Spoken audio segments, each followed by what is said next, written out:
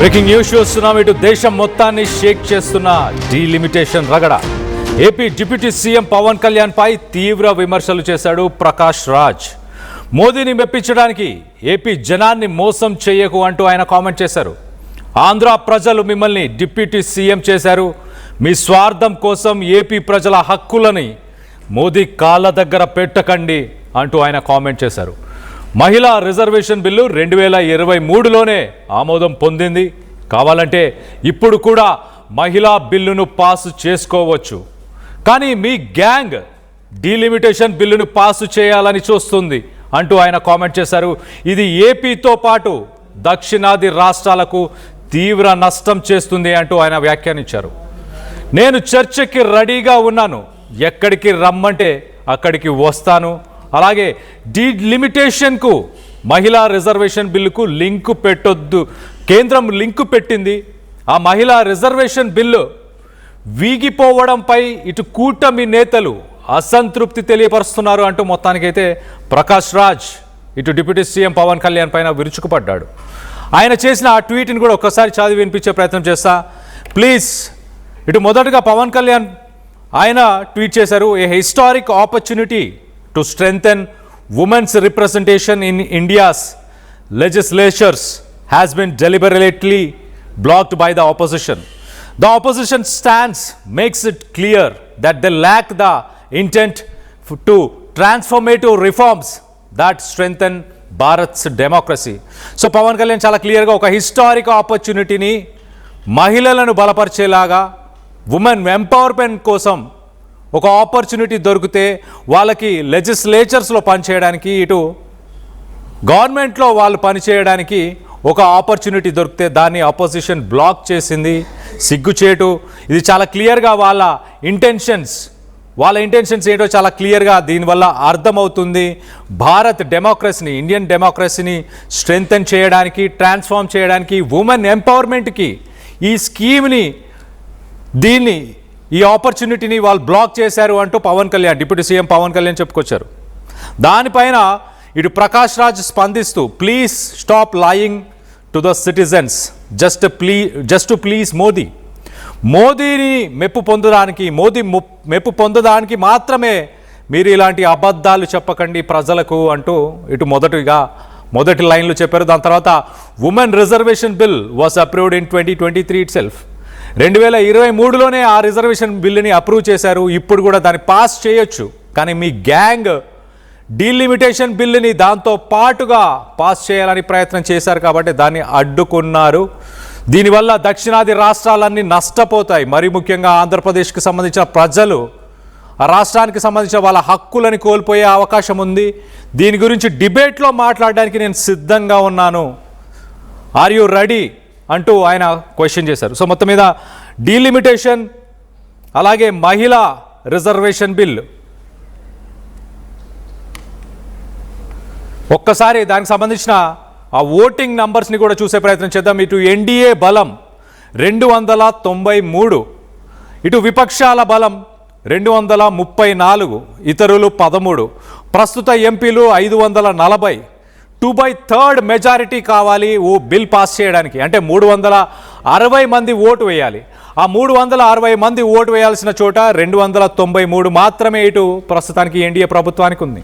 అవసరమైన సంఖ్య 67కి మిగిలిపోయింది. ఆ 67 మంది సపోర్ట్ చేస్తే కానీ బిల్ పాస్ అవ్వదు అంటూ చెప్పుకొస్తున్నారు. సో మొత్తం మీద దీన్ని వ్యతిరేకించడానికి గల కారణం ఏంటి? ఇటు డీలిమిటేషన్ బిల్, మహిళా రిజర్వేషన్ బిల్లు రెండు ముడిపెట్టి కేంద్ర ప్రభుత్వం ఇలాంటి పనులు చేస్తుంది. దానికి మేము పూర్తిగా వ్యతిరేకిస్తున్నాం అంటూ ఇటు కాంగ్రెస్కి సంబంధించిన నాయకులు చెప్తున్నారు. అలాగే ఇటు ప్రకాష్ రాజ్ కూడా దక్షిణాది రాష్ట్రాలు 5 రాష్ట్రాలకి గాను 24% ప్రస్తుతానికి సీట్ అలొకేషన్, 24% ప్రస్తుతానికి లోక్సభలో సీట్ అలొకేషన్ ఉంది. ఒకవేళ డీలిమిటేషన్ని జతపరిస్తే, దాన్ని అమలు పరిస్తే ఆ 24% కాస్త 19%కి పడిపోయే అవకాశం ఉంది. మరో పక్కన దక్షిణాది రాష్ట్రాల నుంచి, 5 రాష్ట్రాల నుంచి కేంద్రానికి కడుతున్న పన్ను, సెంట్రల్ గవర్నమెంట్కి పే చేస్తున్న రాష్ట్రాలకు సంబంధించిన ట్యాక్సెస్ చూస్తే కనుక దానికి 10 రూపాయలు ఖర్చు చేస్తే వెనకకు వచ్చే డబ్బులు అంతగా ఉండట్లేదు. అంటే కేంద్రానికి డబ్బులు రాష్ట్రాలు ఇస్తున్నాయి, దక్షిణాది రాష్ట్రాలు, కానీ దక్షిణాది రాష్ట్రాలకి కేంద్ర ప్రభుత్వం వెనకకి డబ్బులు ఇవ్వట్లేదు కాబట్టి ఒకవేళ డీలిమిటేషన్ అమలు పరిస్తే రానున్న రోజుల్లో అడిగే హక్కును కూడా కోల్పోతాము అంటూ ఇటు ప్రకాష్ రాజ్ ఉద్దేశిస్తున్నారు. దీనికి సంబంధించి మరింత డీటెయిల్గా మాట్లాడుకునే ప్రయత్నం చేద్దాం. ఇటు ఏపీ నుంచి మా ఇన్పుట్ ఎడిటర్ కృష్ణమోహన్ అందుబాటులో ఉన్నారు. కృష్ణమోహన్తో మాట్లాడి తెలుసుకునే ప్రయత్నం చేద్దాం. కృష్ణమోహన్, చెప్పండి, ప్రకాష్ రాజ్ ఒక డిబేట్కి రెడీగా ఉన్నానంటున్నారు. దీనిపైన మరి ఇటు పవన్ కళ్యాణ్ ఏమైనా స్పందించారా? ఆయన మాట్లాడిన మాటల్ని ఎలా చూడాలి? నిన్న పార్లమెంట్ లో మహిళా బిల్లు వీగిపోయిన నేపథ్యంలో ఏదైతే పవన్ కళ్యాణ్ ఒక ట్వీట్ చేశారు. ఈ పవన్ కళ్యాణ్ చేసిన ట్వీట్ లో ఒక మంచి అవకాశాన్ని, సువర్ణ అవకాశాన్ని పోగొట్టుకున్న ప్రయత్నం చేశారు. కొందరు చేసిన ఆహారం వల్ల మహిళలకి 50% ఇదిపోయే అవకాశం ఉంది అనేది ఆయన చేసిన ట్వీట్ సారాంశం. అయితే ఇదే సారాంశం మీద ఇతను చేసిన ట్వీట్ కి ప్రకాష్ రాజ్ చాలా గట్టిగా కౌంటర్ ఇచ్చే ప్రయత్నం అయితే చేశారు. దేశం మొత్తాన్ని ఇప్పుడు ఈ డీలిమిటేషన్ రగడ పెద్ద ఎత్తున జరుగుతుంది. తీవ్ర విమర్శలు ప్రకాష్ రాజ్ అయితే పవన్ కళ్యాణ్ మీద చేశారు. మోడీని మెప్పించడానికి ఏపీ జనాన్ని మోసం చేయబాకు అంటూ ఆయన మాట్లాడిన వ్యాఖ్యలు అయితే ఉన్నాయి. ఆంధ్రప్రదేశ్ మిమ్మల్ని డిప్యూటీ సీఎం చేశారు. మీ స్వార్థం కోసం ఏపీ ప్రజల హక్కుల్ని మోడీ కాళ్ళ దగ్గర పెట్టకండి అంటూ ప్రకాష్ రాజ్ మాట్లాడిన పరిస్థితి.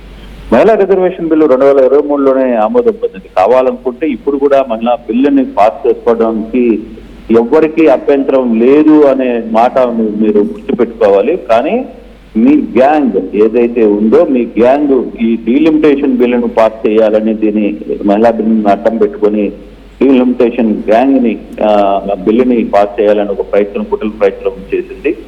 దీనివల్ల దక్షిణాది రాష్ట్రాలు ఎంత తీవ్రంగా నష్టపోతున్నాయనే అంశాన్ని ఒకసారి నువ్వు పరిశీలించుకో.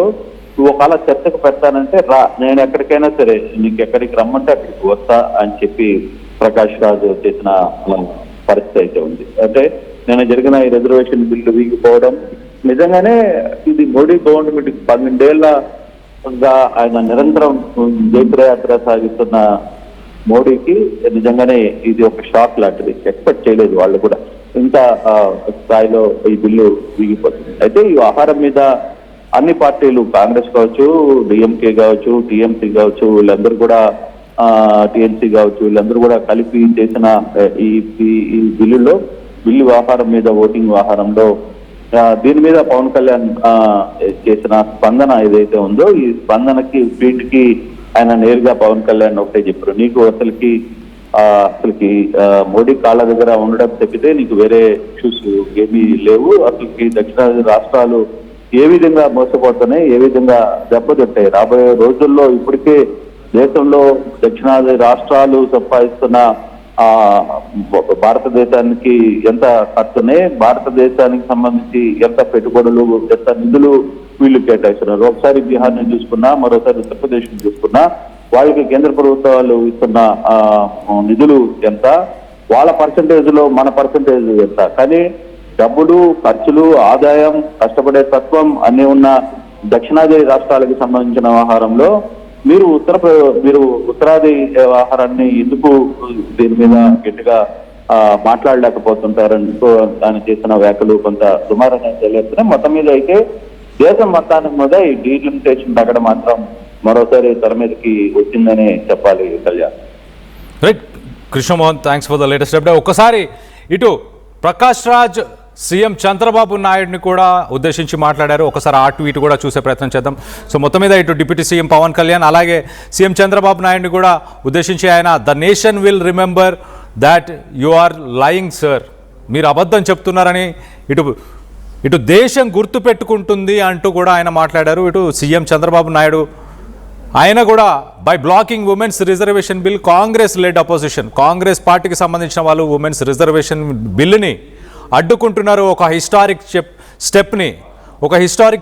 స్టెప్ అలాగే ఉమెన్స్ ఎంపవర్మెంట్కి సంబంధించి వాళ్ళు అడ్డుకుంటున్నారు అంటూ ఇటు సీఎం చంద్రబాబు నాయుడు చేసిన ట్వీట్ పైన ఇటు ప్రకాష్ రాజ్ మీరు అబద్ధం ఆడుతున్నారని దేశం గుర్తుపెట్టుకుంటుందని చెప్పుకొచ్చే ప్రయత్నం చేస్తారు. మొత్తానికి అసలు డీలిమిటేషన్ ఇష్యూ ఏంటి మనం చూస్తే 1970లో ఇండియన్ గవర్నమెంట్ అప్పుడున్న ప్రభుత్వం ఫ్యామిలీ ప్లానింగ్కి పుష్ చేసింది. అంటే పుట్టే పిల్లలని నియంత్రణ చేయాలి అంటూ. అంటే అంతకుముందు మనం చూస్తే ఇండిపెండెన్స్ వచ్చిన తర్వాత కొంత ఫెమైన్, అప్పుడున్న పరిస్థితులు, ఇటు బ్రిటిషర్స్ మనని పీల్చి పిప్పి చేసిన తర్వాత అప్పుడున్న పరిస్థితులకి, ఇటు ఎన్నో రకాల కారణాల వల్ల, హెల్త్ ఇష్యూస్ వల్ల పిల్లలు చనిపోతుండేవాళ్ళు, వాళ్ళకి తగిన ఆహారం అందక చనిపోతుండేవారు. దానివల్ల ముందు జనరేషన్స్ అంటే 1947 తర్వాత మనం చూసే కనుక ఇండిపెండెన్స్ తర్వాత ఉన్న జనరేషన్స్ ఎక్కువ మంది పిల్లల్ని కానేవాళ్ళు. మన తాత ముత్తాతలు ముందు జనరేషన్స్ చూస్తే ప్రతి ఇంట్లో 5, 6, 7. దాని తర్వాత గవర్నమెంట్ 1970sలో దీన్ని నియంత్రించాలి, కొంత కంట్రోల్ చేయాలి అన్న ఉద్దేశంతో 1970sలో ఫ్యామిలీ ప్లానింగ్ని పుష్ చేసే ప్రయత్నం చేసింది. 1970sలో ఇటు దక్షిణాది రాష్ట్రాలు వీటన్నిటిని ఫాలో చేశాయి, ఆ ఫ్యామిలీ ప్లానింగ్ని ఫాలో చేశాయి. అదొక సక్సెస్ క్యాంపెయిన్ అయింది దక్షిణాది రాష్ట్రాల్లో. కానీ ఉత్తరాది రాష్ట్రాలలో, నార్థన్ స్టేట్స్లో దీన్ని ఫాలో చేయలేదు. అక్కడ పాపులేషన్ పెరిగిపోయింది. ఆర్టికల్ 82 కాన్స్టిట్యూషన్, ఇండియన్ కాన్స్టిట్యూషన్కి సంబంధించిన ఆర్టికల్ 82 ప్రకారం చాలా క్లియర్గా ప్రతి లోక్సభ సీటు కానీ అసెంబ్లీ సీట్లు కానీ వీటికి సంబంధించి ఎప్పటికప్పుడు అక్కడున్న పాపులేషన్ని బట్టి ఆ డీలిమిటేషన్ని చేయాలి అంటూ ఇటు ఇండియన్ కాన్స్టిట్యూషన్, భారత రాజ్యాంగం చెప్పుకొస్తుంది. కానీ ఇప్పుడున్న సిచ్యువేషన్ ఏంటంటే ఇటు ఉత్తరాది రాష్ట్రాలలో 1970sలో ఫ్యామిలీ ప్లానింగ్ని ఉత్తరాది రాష్ట్రాలు పట్టించుకోలేదు, అంతగా సక్సెస్ఫుల్గా ఆ క్యాంపెయిన్ రన్ అవ్వలేదు. దక్షిణాది రాష్ట్రాల్లో ఆ క్యాంపెయిన్ రన్ అయింది కాబట్టి ఇక్కడ పాపులేషన్ తగ్గింది. కానీ ఉత్తరాది రాష్ట్రాలు కనుక ఇప్పుడు డీలిమిటేషన్ తర్వాత సీట్లను పెంచితే అక్కడ సీట్స్ అధిక మోతాదులో ఉండే అవకాశం ఉంటుంది.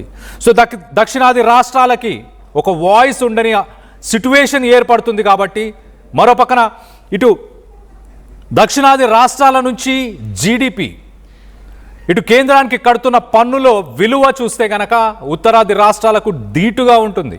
అయినా కూడా కేంద్ర ప్రభుత్వం నుంచి రిటర్న్లో సదర్న్ స్టేట్స్కి వస్తున్న ఫండ్స్ మాత్రం తక్కువగా ఉన్నాయంటే ఆల్రెడీ క్వశ్చన్స్ నడుస్తున్నాయి. ఆల్రెడీ చాలామంది క్వశ్చన్ చేస్తున్నారు. అదే పాయింట్ని ఇక్కడ ప్రకాష్ రాజ్ మాట్లాడే ప్రయత్నం చేశారు. దీనికి సంబంధించి మీరేమనుకుంటున్నారు? డీలిమిటేషన్ అయితే దక్షిణాది రాష్ట్రాలు నష్టపోతాయని మీరు భావిస్తున్నారా? మీ అభిప్రాయాలు ఏంటనేది కింద కామెంట్ రూపంలో తెలియపరచండి.